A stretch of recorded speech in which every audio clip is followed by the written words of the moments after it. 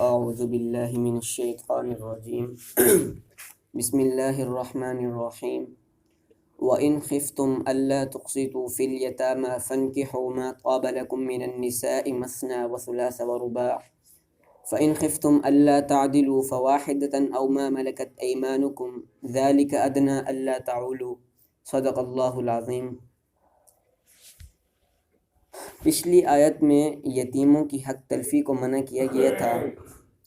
جو ان کے ولی ہوتے ہیں، اگر ولی ان کے اموال میں اوپر نیچے کرتے ہیں تو اس کو حرام قرار دیا گیا تھا۔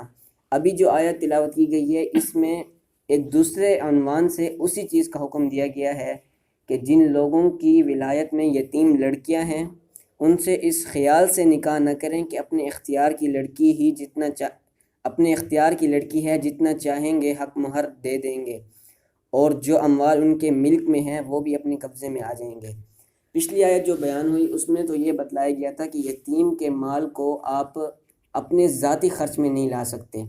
اب یہاں پر یتیم جو لڑکیاں ہوتی تھیں ان کا حقوق بیان کیا گیا ہے، تو فرماتے ہیں کہ زمانہ جاہلیت میں جن لوگوں کی ولایت میں یتیم لڑکیاں ہوتی تھیں جو شکل و صورت سے اچھی سمجھی جاتی تھی یا ان کی ملکیت میں کوئی مال جائیداد ہوتی، تو ان کے جو ولی ہوتے تھے، وارث ہوتے تھے، وہ ایسا کرتے تھے کہ خود ان سے نکاح کرتے یا اپنی اولاد سے ان کا نکاح کر دیتے تھے، کیونکہ وہ ان کی ولایت میں ہوتی تھی۔ پھر جو جتنا چاہتے تھے کم سے کم حق مہر مقرر کر دیا کرتے تھے، اور جس طرح چاہتے تھے ان کو رکھتے تھے، کیونکہ وہی ان کے ولی اور نگران ہوتے تھے۔ ان کا باپ موجود نہ ہوتا تھا جو ان کے حقوق کی پوری نگرانی کر سکتا، اور ان کی ازدواجی زندگی کے ہر پہلو پر نظر اور فلاح و بہبود کا مکمل انتظام کر کے ان کا نکاح کر دیتا۔ اب اس آیت میں یہ بتا رہے ہیں کہ زمانہ جاہلیت میں چونکہ جو لڑکی یتیم ہو جاتی تھی تو اس وقت باندی کا بھی ایک دور تھا کہ لڑکی کو خرید کر اپنی غلام بنا لیا کرتے تھے۔ تو فرما رہے ہیں کہ جو لڑکی یتیم ہوتی تھی اس کے پاس مال جائیداد ہوا کرتی تھی اور وہ خوبصورت بھی ہوا کرتی تھی، تو جو اس کا ولی وارث ہوتا تھا وہ یا تو اس سے خود شادی کر لیتا تھا یا اپنے اولاد کی شادی کروا لیتا تھا۔ اس میں وہ دو چیزیں دیکھتا تھا، ایک تو یہ کہ وہ اس کا ولی ہے، جس طرح چاہے گا اس کو اپنے ساتھ اس کے ساتھ رہ سکتی ہے وہ لڑکی، دوسرا یہ کہ جو اس کا مال ہوتا تھا نا اس پر بھی اس کی نظر ہوتی تھی۔ اور آگے یہ ایک واقعہ بھی بیان کیا گیا ہے کہ حضرت عائشہ رضی اللہ تعالیٰ عنہ سے روایت ہے کہ عہد رسالت میں ایک ایسا ہی واقعہ پیش آیا کہ ایک شخص کی ولایت میں ایک یتیم لڑکی تھی اور اس کا ایک باغ تھا جس میں یہ لڑکی بھی شریک تھی۔ اس شخص نے اس یتیم لڑکی سے خود اپنا نکاح کر لیا اور بجائے اس کے کہ اپنے پاس سے حق مہر وغیرہ دیتا اس کے باغ کا حصہ بھی اپنے قبضے میں لے لیا۔ تو اس طرح کیا کرتے تھے، تو اس پر یہ آیت نازل ہوئی وَإِنْ خِفْتُمْ أَلَّا تُقْسِطُوا فِي الْيَتَامَى فَانكِحُوا مَا طَابَ لَكُم مِّنَ النِّسَاءِ، یعنی اگر تمہیں یہ خطرہ ہو کہ یتیم لڑکیوں سے خود اپنا نکاح کرنے میں تم انصاف پر قائم نہ رہو گے بلکہ ان کی حق تلفی ہو جائے گی، تو تمہارے لیے دوسری عورتیں بہت ہیں، ان میں سے جو تمہارے لیے حلال اور پسند ہے ان سے نکاح کر لو۔ تو اس میں اس آیت میں جو حکم دیا گیا ہے وہ یہ ہے کہ اگر یتیم لڑکی ہے اور اس کے پاس مال بھی موجود ہے اور آپ اس کے ولی وارث ہیں، تو اس مال کی لالچ میں آ کر اس یتیم لڑکی کے ساتھ یہ ظلم نہیں کرنا چاہیے۔ پہلے زمانے میں تو اس طرح ہوتا تھا کہ وہ اپنے نکاح میں تو کرتے تھے اور اس کو حق مہر بھی نہیں دیتے تھے، بلکہ اس کی جو جائیداد ہوتی تھی اس کو بھی ہڑپ لیتے تھے۔ تو اس کو بالکل منع کیا گیا قرآن شریف میں۔ آگے بھی انشاءاللہ اس کے حقوق وہ آہستہ آہستہ بیان ہوتے رہیں گے۔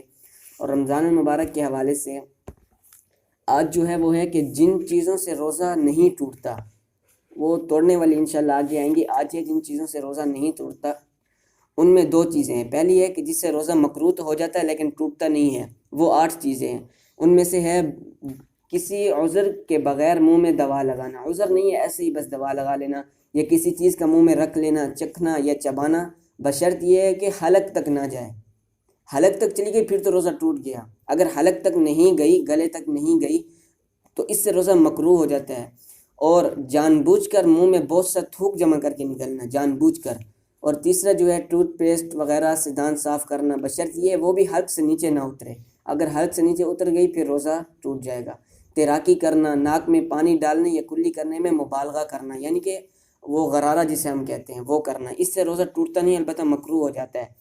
بغیر کسی عذر کے جان بوجھ کر صبح صادق تک واجب غسل میں تاخیر کرنا۔ اب یہ کیونکہ پیچھے ہمارا ایک درس گزر چکا ہے کہ پہلے زمانے میں اس طرح ہوا کرتا تھا کہ شوہروں کو بیویوں کے پاس جانے کی اجازت نہیں ہوتی تھی، ابھی ہے۔ تو اسی وجہ سے فرما رہے ہیں کہ بلا عذر، کوئی عذر بھی نہیں ہے، جان بوجھ تک صبح صادق تک واجب غسل میں تاخیر کرنا کہ کر لوں گا اس طرح۔ جسم سے اتنا خون نکلوانا کہ کمزوری آ جائے، زبان کو ناجائز باتوں سے اور اعضاء کو ناجائز کاموں سے نہ روکنا، اپنے اختیار سے تھوڑی قے کرنا یعنی کہ الٹی کرنا۔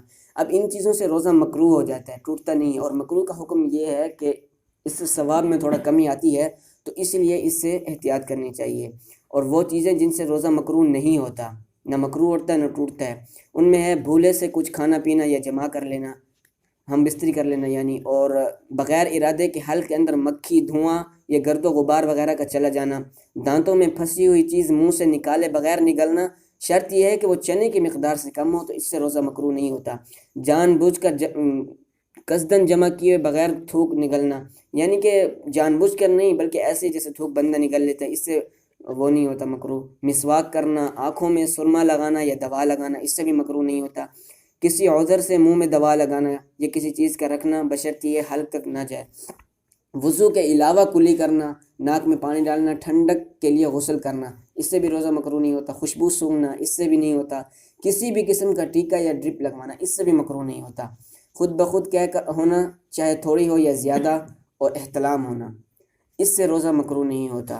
اب انشاءاللہ کل جو ہوں گی وہ روزہ توڑنے والی چیزیں ہوں گی۔ اللہ تعالیٰ عمل کرنے کی توفیق عطا فرمائے۔